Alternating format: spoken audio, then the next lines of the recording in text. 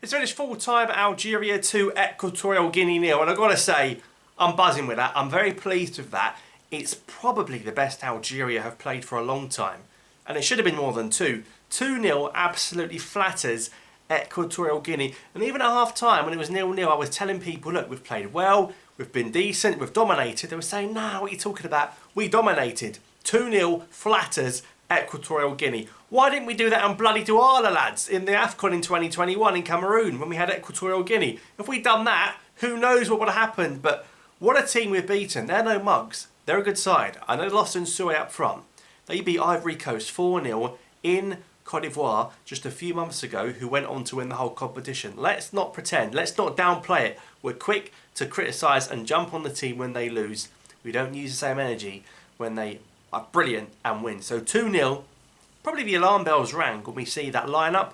Mandrea kept his place in goal, and Issa Mandi started the game at right back with Tugay Ben-Sebaini and Hadjem at left back. So for the first time in a long time, neither Ait-Nouri nor Atal at left back or right back, which is completely different. Hadjem played left back. He played very well. Of course, that was Ben-Sebaini's first game in a long time, and that defence looked so much stronger. I think he actually got the assists for the second goal as well, Ben-Sebaini. And of course, Mandi, not with the superstar legs of the Brazil World Cup when he was right back, but did a job, put a good shift in, nullified Equatorial Guinea's attack, and we've kept a clean sheet. And you've got to say, Baraki's not the one, but when we play in Oran, and you see even the vibes of Baghdad Bounjah and the way he was working hard, pressing, really putting a lot of pressure on Aouar, the keeper, we got a good vibe going on in Oran here, and you start to think, should we bring Mozambique in the World Cup game to Oran rather than Baraki? Because clearly we're doing well here. We even beat Guinea, that we lost to in the World Cup in Oran a few months ago. It's looking good. Midfield, Banassa Zarouki was always going to happen, and Aouar in front of them. Maybe a bit more attacking than usual, but you could see with the team and the way they played, it was more attacking than usual. Mahrez right, Benrahma left, but it was Baghdad up front over Gouiri. Look, Baghdad didn't score, but he worked very hard. He worked very hard. The first half, he was still diving around, still wanted that VAR from the AFCON every time he went down, but he worked hard. He put so much pressure on that Aouar, the goalkeeper for Equatorial Guinea. He kept trying to play out from the back. He was awful. He can't play out from the back. He's the South African Pickford, the way he was playing. No, the pressure Bounjah was putting on him. He made him launch the ball and hoof it for the rest of the game. So, obviously the alarm bells rang when he saw the team. Also, we didn't see the kit. We know what the new Algeria kit is going to look like, but because we've seen it in leaks, I guess, and not in official Adidas images, we're yet to see that new shirt on display. And Mahrez coming back into the team as captain. Now, I thought we played well. I thought Benrahma played well, apart from an open goal he missed at the end. I thought Bounjah played well. Mandrea probably had less than 10 touches.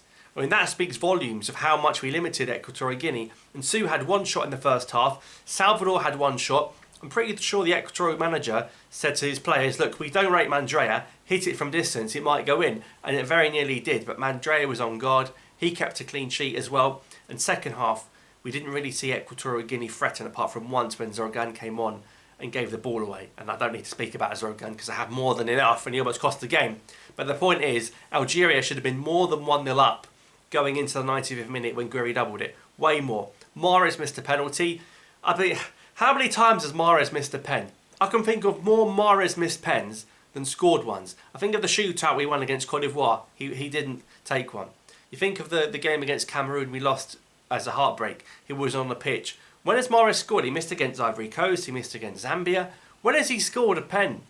I just don't remember many. Even for Man City. How many pens did he miss for Man City? I don't understand. It's not that the keeper saved it and it was a good pen. It was miles wide.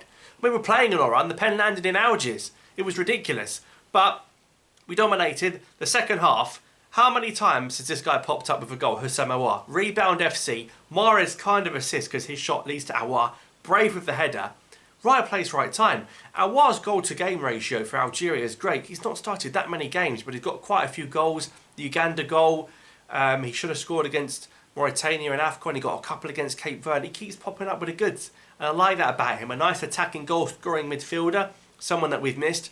But when we came out of the blocks for that second half, we were hungrier, pressure, chasing down balls. Really, really good all round. And it should have been more than one. Benrahma missed a really good opportunity. Yacine Benzia. Goodness me, him and Gouiri came on. Gouiri scored late on, but Benzia, just before Gouiri scored, he's missed the sitter. Hadjem also came on, done very well. And interestingly, Yusuf Atal, who I've said many times is much better going forward as a right winger than defensively, actually came on and played right wing when Mahrez came off. He was great. But the ball Hajim also put in for Benzia was great. It was harder to miss from Yassine Benzia. It was harder to genuinely miss. Equatorial Guinea kicking our players. Salvador got a yellow. Pedro, Bianc, and Dong, all these players kicking us, ridiculous. But they're a good team. And then you see the Gouiri goal. Great counter-attacking play. The game stretched.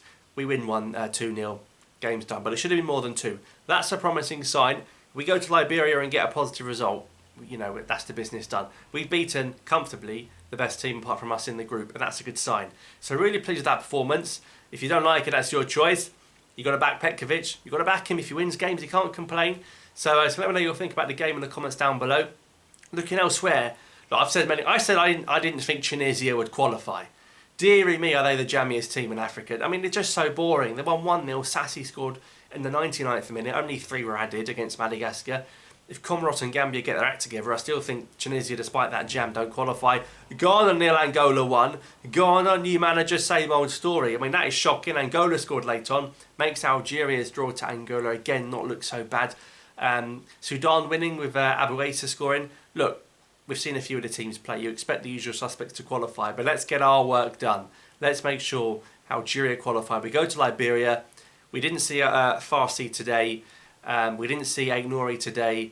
Let's hope we see a couple of these lads play in the second game. We knew Ait-Nouri had an injury concern coming into the game.